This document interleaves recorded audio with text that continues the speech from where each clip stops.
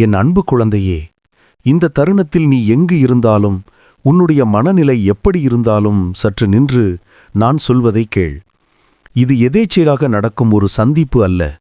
உன்னுடைய சோர்வான மனதிற்கு ஒரு ஆறுதல் தேவை என்பதை நான் அறிவேன். கடந்த சில நாட்களாகவே நீ தனியாக போராடிக் கொண்டிருக்கிறாய். யாருக்கும் தெரியாத ஒரு பாரத்தை உன் நெஞ்சில் சுமந்து கொண்டு, முகத்தில் பொய்யான புன்னகையை வைத்துக்கொண்டு அலைகிறாய். ஆனால் என்னிடம் எதையும் மறைக்க முடியாது. உன்னுடைய ஒவ்வொரு கண்ணீர் துளியும் எனக்கு தெரியும். உலகம் உன்னை தவறாக புரிந்து கொண்டிருக்கலாம். ஆனால் உன்னை படைத்த நான் உன்னை முழுமையாக அறிவேன். இப்போது நீ உணரும் அந்த தனிமை உண்மையானது அல்ல. ஏனென்றால் நான் எப்போதும் உன் அருகிலேயே இருக்கிறேன். உன் கவலைகளை கொஞ்சம் இறக்கி வைத்துவிட்டு என்னுடைய இந்த வார்த்தைகளை உன் ஆன்மாவில் ஏற்றுக்கொள். இது உனக்கான நேரம். உன்னுடைய காயங்களை ஆற்றுவதற்கான நேரம். நான் இப்போது உன்னோடு பேச விரும்புகிறேன். உன் செவிகளை மட்டுமல்ல, உன் இதயத்தையும் திறந்து கேள். உன்னுடைய வாழ்க்கை பயணத்தில் நீ தனியாக நடப்பதாக நினைக்கிறாய்.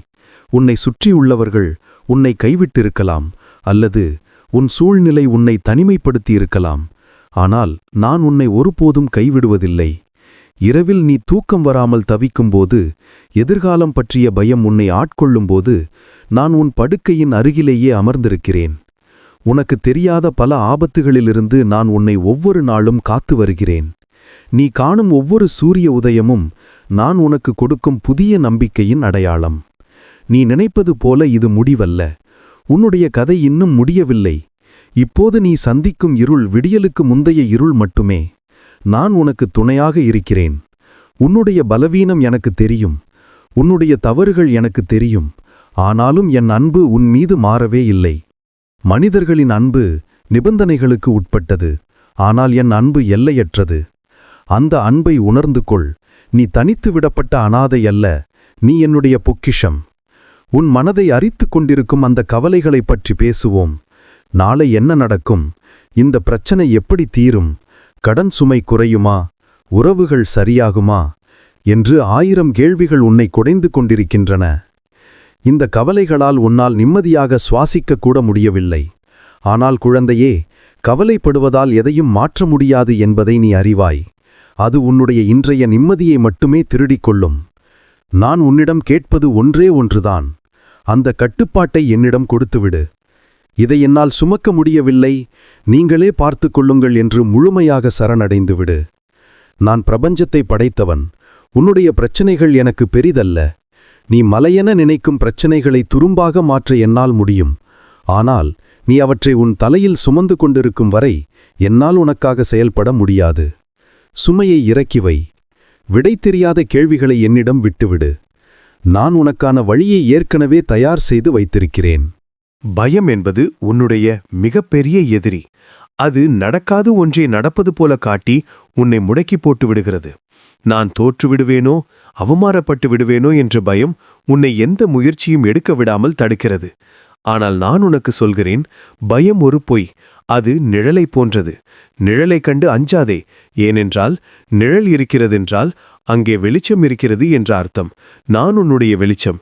என்னோடு நடக்கும்போது நீ எதை கண்டும் அஞ்ச தேவையில்லை. உனக்கு முன்னால் இருக்கும் செங்கடலை கண்டு மிரளாதே. அது பிளந்து வழிவிடும் தருணம் இது. உனக்கு தேவைப்படும் தைரியத்தை நான் தருவேன். சிங்கத்தின் குகையில் இருந்தாலும் நீ பாதுகாப்பாக இருப்பாய். உன்னுடைய பயங்களை நம்பிக்கையாக மாற்று. ஒவ்வொரு முறை பயம் வரும்போதும் என் இறைவன் என்னோடு இருக்கிறார், எனக்கு எதிராக யார் நிற்க முடியும் என்று உரக்கச் சொல். அந்த வார்த்தையில் உள்ள வல்லமை உன் சூழலை மாற்றும். உலகம் உன்னை உன்னுடைய வசதியையும் பதவியையும் அழகையும் வைத்து எடை போடலாம். அவர்கள் உன்னை ஒன்றுக்கும் உதவாதவன் என்று சொல்லியிருக்கலாம். நீயே கூட கண்ணாடியை பார்த்து உன்னை வெறுத்திருக்கலாம். ஆனால் என் பார்வையில் நீ விலைமதிப்பற்றவன். வைரம் சேற்றில் விழுந்தாலும் அதன் மதிப்பு குறைவதில்லை. நீ எவ்வளவோ கஷ்டங்களையும் தோல்விகளையும் சந்தித்திருந்தாலும் உனக்கான மதிப்பு என்னிடம் அப்படியேதான் இருக்கிறது. உன்னை படைத்தபோது நான் எந்த தவறும் செய்யவில்லை. உனக்கென்று ஒரு தனித்துவமான திறமையை, ஒரு நோக்கத்தை நான் வைத்திருக்கிறேன்.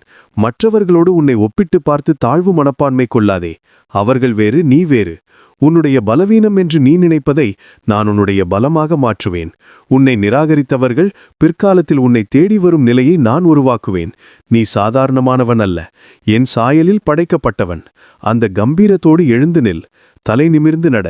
நீ யாருடைய அங்கீகாரத்திற்காகவும் ஏங்கத் தேவையில்லை. என் அங்கீகாரம் உனக்கு எப்போதும் உண்டு. உன்னுடைய கடந்த காலம் உன்னை துரத்திக் கொண்டே இருக்கிறது. பழைய தவறுகள், ஏமாற்றங்கள், அவமானங்கள் இன்றும் உன் நினைவில் நிழலாடுகின்றன. அன்று அப்படி செய்திருக்கலாமே, இப்படி நடந்திருக்க கூடாதே என்ற குற்ற உணர்ச்சி உன்னை தின்கிறது. ஆனால் குழந்தையே, கடந்த காலம் என்பது முடிந்து போன ஒரு அத்தியாயம். அதை திரும்ப திரும்ப படித்துக் கொண்டிருந்தால் அடுத்த அத்தியாயத்திற்கு போக முடியாது. உன்னுடைய காயங்களுக்கு நான் மருந்திடுகிறேன். உன்னை ஏமாற்றியவர்களையும் காயப்படுத்தியவர்களையும் மன்னித்துவிடு. அது அவர்களுக்கு அல்ல, உன்னுடைய விடுதலைக்காக. நீ பழைய குப்பைகளை சுமந்து கொண்டு புதிய உயரத்திற்கு பறக்க முடியாது. நான் உனக்கு புதிய ஆரம்பத்தை தர விரும்புகிறேன். பழையன கழிந்தன, எல்லாம் புதிதாயின. உன் கண்ணீரை நான் துடைத்து விட்டேன். அந்த கசப்பான நினைவுகளை என் காலடியில் போட்டுவிடு. உன்னுடைய எதிர்காலம் உன்னுடைய கடந்த காலத்தை விட பன்மடங்கு சிறப்பாக இருக்கும் என்று நான் வாக்குறுதி அளிக்கிறேன். ஏன் இவ்வளவு தாமதம்? என் ஜெபங்களுக்கு பதிலில்லையா என்று நீ கேட்கிறாய். உன்னுடைய அவசரம் எனக்கு புரிகிறது. ஆனால் என்னுடைய நேரம் வேறு, உன்னுடைய நேரம் வேறு. ஒரு செடிக்கு தண்ணீர் ஊற்றிய உடனே அது பூ பூப்பதில்லை. அதற்கு ஒரு காலம் உண்டு. நான் தாமதிப்பது உன்னை நிராகரிப்பதற்காக அல்ல, உன்னை தயார்படுத்துவதற்காக. இப்போது நீ கேட்கும் விஷயம் உனக்கு கிடைத்தால் அதை தாங்கும் பக்குவம் உனக்கு இருக்காது என்று எனக்கு தெரியும். அதனால் உன்னை செதுக்கிக் கொண்டிருக்கிறேன். களிமண் குயவனின் கையில் இருக்கும்போது வலிக்கலாம், ஆனால் அது அழகான பானையாக மாறும். காத்திருத்தல் என்பது வெறுமனே நேரத்தை கடத்துவது அல்ல, அது நம்பிக்கையின் ஒரு வடிவம். என் இறைவன் எனக்கானதை சரியான நேரத்தில் தருவார் என்று நம்புவதுதான் உண்மையான பக்தி. சோர்ந்து போகாதே. விதை மண்ணுக்குள் புதைக்கப்படுவது சாவதற்காக அல்ல, முளைப்பதற்காக. நீயும் இப்போது மண்ணுக்குள் இருப்பதாக நினைக்கிறாய், ஆனால் நீ முளைத்துக் கொண்டிருக்கிறாய். உன்னுடைய உறவுகளில் ஏற்பட்ட விரிசல்கள் உன்னை மிகவும் காயப்படுத்தியிருக்கின்றன. அன்பு காட்டியவர்களே முதுகில் குத்தியதை உன்னால் ஜீரணிக்க முடியவில்லை. நான் யாருக்குமே முக்கியமில்லையா என்று தேம்புகிறாய். மனிதர்கள் மாறுவார்கள், அவர்களின் உணர்வுகள் மாறும். ஆனால் நான் மாறாதவன். உடைந்த உறவுகளை நினைத்து வருந்துவதை விடு. உன்னுடைய வாழ்க்கையில் யார் இருக்க வேண்டும், யார் விலக வேண்டும் என்று எனக்கு தெரியும். சிலரை நான் உன் வாழ்க்கையிலிருந்து விலக்கியது உன்னை பாதுகாப்பதற்காகத்தான். அவர்கள் உன்னுடைய வளர்ச்சிக்கு தடையாக இருந்திருக்கலாம். இழப்புகளை நினைத்து அழாதே. நான் உனக்கு உண்மையான நேர்மையான மனிதர்களை அறிமுகப்படுத்துவேன். உன்னை மதிப்பவர்கள், உன்னை புரிந்து கொள்பவர்கள் உன்னை தேடி வருவார்கள். அதுவரை என்னோடு உள்ள உறவை வலுப்படுத்த. இந்த உறவுதான் நிலையானது. நான் உனக்கு தந்தையாக, தாயாக, நண்பனாக இருப்பேன். என் அன்பு உன்னை ஒருபோதும் ஏமாற்றாது. பணமில்லை, கடன் தொல்லை, அடிப்படை தேவைகளை எப்படி கவனிப்பது என்ற பயம் உன்னை நெருக்குகிறது. வங்கிக் கணக்கை பார்க்கும்போதெல்லாம் நெஞ்சு படபடைக்கிறது. ஆனால் வானத்து பறவைகளைப் பார், அவை விதைப்பதுமில்லை, அறுப்பதுமில்லை. ஆனாலும் நான் அவைகளுக்கு உணவளிக்கிறேன். அவற்றை விட நீ மேலானவனில்லையா? உன்னுடைய தேவைகளை நான் அறிவேன். நீ கேட்பதற்கு முன்னரே உனக்கு என்ன வேண்டும் என்று எனக்கு தெரியும். செல்வத்தின் திறவுகோல் என்னிடம் உள்ளது. நீ கவலைப்படுவதால் ₹1 கூட சம்பாதிக்க முடியாது. மாறாக என் மீது விசுவாசம் வை. எதிர்பாராத வழிகளில் நான் உனக்கான வாசல்களை திறப்பேன். மூடிய கதவுகளை பார்த்து மலைக்காதே. நான் உனக்கு வேறொரு ஜன்னலை திறப்பேன். உன்னுடைய உழைப்பிற்கு ஏற்ற பலனை நான் நிச்சயமாக தருவேன். பஞ்சத்திலும் நான் உன்னை செழிக்கச் செய்வேன். நீ கடன் வாங்குபவனாக இருக்க மாட்டாய், கொடுப்பவனாக மாறுவாய். உன்னுடைய உடல் சோர்வும் மனச்சோர்வும் உன்னை முடக்கி போட்டிருக்கலாம். தீராத வியாதியோ அல்லது விவரிக்க முடியாத வலியோ உன்னை வாட்டலாம். மருத்துவர்களால் கைவிடப்பட்ட நிலையில் கூட நீ இருக்கலாம். ஆனால் நான் குணமாக்கும் தெய்வம். நான் உன்னை மண்ணிலிருந்து படைத்தவன். உன்னுடைய ஒவ்வொரு செல்லையும் நான் அறிவேன். இப்போது என்னுடைய குணமாக்கும் வல்லமை உனக்குள் பாய்வதை உணர். உன் மனதின் காயங்களையும் உடலின் பிணிகளையும் நான் நீக்குகிறேன். ஆரோக்கியம் என்பது என் பரிசு. நீ நன்றாக இருக்க வேண்டும் என்பதே என் சித்தம். மன அழுத்தம் என்ற இருள் உன்னை விட்டு விலகுகிறது. இன்றிரவு நீ நிம்மதியாக உறங்குவாய். புதிய பலத்தோடு கழுகை போல சிறகடித்து எழும்புவாய். உன்னுடைய பலவீனம் நீங்கி புதிய ஆற்றல் உனக்குள் பிறக்கும். நீ படுக்கையில் முடங்கி கிடக்க பிறந்தவன் அல்ல, ஓடிச் சென்று வெற்றி பெற பிறந்தவன். நீ பேசும் வார்த்தைகளில் ஜீவன் இருக்கிறது. எனக்கு எதுவும் நடக்காது, நான் துரதிர்ஷ்டசாலி என்று எதிர்மறையாக பேசுவதை நிறுத்து. உன்னுடைய வார்த்தைகள் உன்னுடைய எதிர்காலத்தை உருவாக்குகின்றன. நீ என்ன சொல்கிறாயோ அதுவாகவே மாறுகிறாய். இனிமேல் வெற்றியின் வார்த்தைகளை பேசு.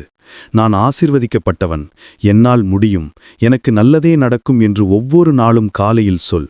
சூழ்நிலை எப்படி இருந்தாலும் நம்பிக்கையான வார்த்தைகளை மட்டுமே பேசு. உன் நாக்கிற்கு ஒரு காவல் வை. பிறரை சபிப்பதையோ உன்னையே தாழ்த்தி பேசுவதையோ தவிரு. என்னுடைய வார்த்தைகள் எப்படி உலகத்தை படைத்தனவோ அதேபோல உன் விசுவாச அறிக்கை உன் வாழ்க்கையை புதியதாக படைக்கும்.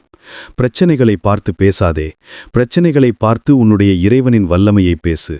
மலைகளை பார்த்து கடலில் பெயர்ந்து போ என்று சொல்லும் அதிகாரம் உனக்கு இருக்கிறது. மன்னிப்பு என்பது ஒரு பலவீனம் அல்ல, அது மிகப்பெரிய பலம்.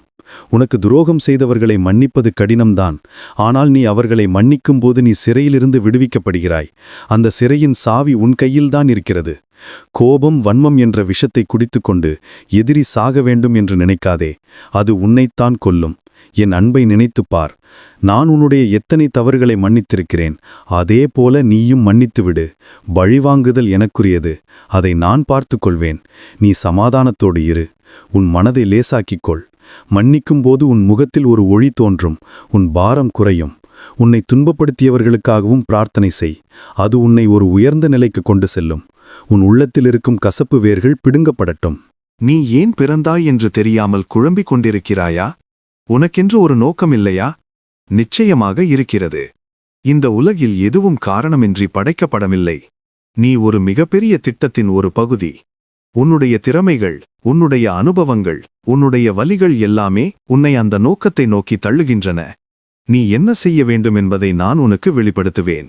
சரியான நேரத்தில் சரியான வாய்ப்புகள் உன்னை தேடி வரும். நீ இப்போது இருக்கும் இடம் நிரந்தரமானது அல்ல.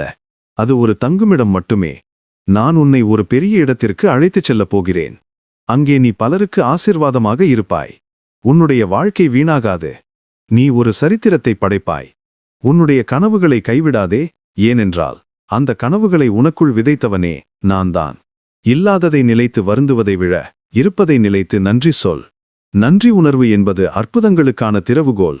உனக்கு கிடைத்த சிறிய நன்மைகளுக்காகவும் நன்றி சொல். உனக்கு கிடைத்த உணவு, உடை, இருப்பிடம், சுவாசிக்கும் காற்று என அனைத்திற்கும் நன்றி சொல். நீ நன்றி சொல்லச் சொல்ல ஆசீர்வாதங்கள் பெருகும். குறை சொல்லும் சுபாவம் ஆசீர்வாதங்களை தடுக்கும் அணைக்கட்டு போன்றது. அதை உடைத்து ஏறி இக்கட்டான சூழ்நிலையிலும் நன்றி சொல்ல பழகு. இறைவா, இந்த சோதனையிலும் நீ என்னோடு இருப்பதற்காக நன்றி என்று சொல். அது உன் நம்பிக்கையை அதிகரிக்கும். நன்றி உள்ள இதயம் எப்போதும் மகிழ்ச்சியாக இருக்கும். அது திருப்தியை கொண்டு வரும். பேராசை அழிக்கும், ஆனால் நன்றி உள்ளம் உயர்த்தும். இன்றிலிருந்து ஒரு நன்றி சொல்லும் வாழ்க்கையை தொடங்கு. உன் வாழ்க்கை மாறுவதை பார். இந்த ஓயாத ஓட்டத்தில் உனக்கு அமைதி தேவை. ஓய்வு என்பது சோம்பேறித்தனம் அல்ல, அது ஆன்மாவின் புத்துணர்ச்சி. தினமும் சிறிது நேரம் ஒதுக்கி தனிமையில் என்னோடு பேசு. உலகத்தின் சத்தங்களை அணைத்துவிட்டு என் மெல்லிய குரலை கேட்க முயற்சி செய். அந்த அமைதியில்தான் நான் உனக்கு வழிகாட்டுவேன்.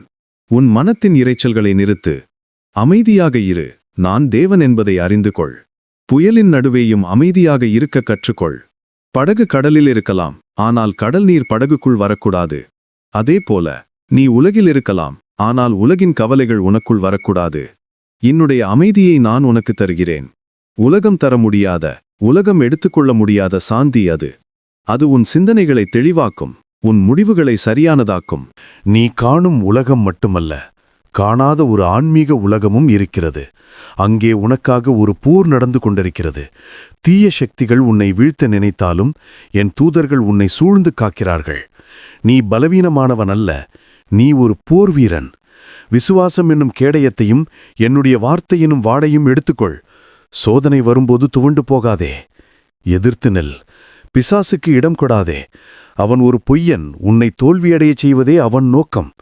ஆனால் வெற்றி ஏற்கனவே தீர்மானிக்கப்பட்டு விட்டது. சிலுவையில் நான் பெற்ற வெற்றி உன்னுடையது. நீ ஜெயம் கொண்டவன். எந்த ஆயுதமும் உனக்கு வாய்க்காதே போகும். நீ போராடுவது சதையோடு அல்ல, அந்தகார சக்திகளோடு. ஆனால் பயப்படாதே. உனக்குள் இருப்பவர் உலகத்தில் இருப்பவனை விட பெரியவர். நாளை பற்றி இனி கவலைப்பட தேவையில்லை. உன் எதிர்காலம் என் கைகளில் பாதுகாப்பாக இருக்கிறது. அது ஒரு அழகான ஓவியம் போல தீட்டப்பட்டிருக்கிறது. நீ கற்பனை செய்வதை விட பெரிய காரியங்களை நான் உனக்காக வைத்திருக்கிறேன். இன்றைய கண்ணீர் நாளைய மகிழ்ச்சிக்கான விதை. உனக்கு ஒரு நம்பிக்கையான முடிவை நான் தருவேன். பாலைவனத்தில் ஆறுகளையும் அவாந்தர வெளியிலே வழிகளையும் நான் உருவாக்குவேன். இதுவரை நீ கண்டிராத நன்மைகளை இனி நீ காண்பாய். உன் கண்கள் என் மீது இருக்கட்டும். சூழ்நிலைகளை பார்க்காதே, வாக்குறுதி அளித்தவனை பார். நான் சொன்னதை செய்வேன். உன்னுடைய பொறுமைக்கு மிகப்பெரிய பலன் உண்டு. நீ இழந்து போன அனைத்தையும் இரட்டிப்பாக பெற்றுக்கொள்வாய். இது உன்னுடைய எழுச்சியின் காலம். நம்பிக்கையோடு அடியெடுத்து வை. இறுதியாக, என் அன்பு பிள்ளையே, இதை நீ ஆழமாக பதிவு செய்து கொள். நான் உன்னை நேசிக்கிறேன். எவ்வித நிபந்தனையுமின்றி நேசிக்கிறேன். நீ எங்கிருந்தாலும் என்ன செய்தாலும் என் அன்பு உன்னை தொடரும். இப்பொழுது எழுந்து செல். புதிய நம்பிக்கையோடும் புதிய பலத்தோடும் உன் வாழ்க்கையை எதிர்கொள். நீ தனியாக செல்லவில்லை. நான் உன் வலது கையை பிடித்துக்கொண்டு நடக்கிறேன். உன் வழிகள் செம்மையாக்கப்படும். உன் தடைகள் உடையும். உன் துக்கம் சந்தோஷமாக மாறும். நீ ஆசிர்வதிக்கப்பட்டவன். நீ ஒளியின் பிள்ளை. சென்று வா. உலகத்திற்கு ஒளியாக இரு. நான் எப்போதும் எப்போதும் உன்னோடு இருக்கிறேன். இது என் வாக்குறுதி. நீயே நிரந்தரம், இயேசுவே என்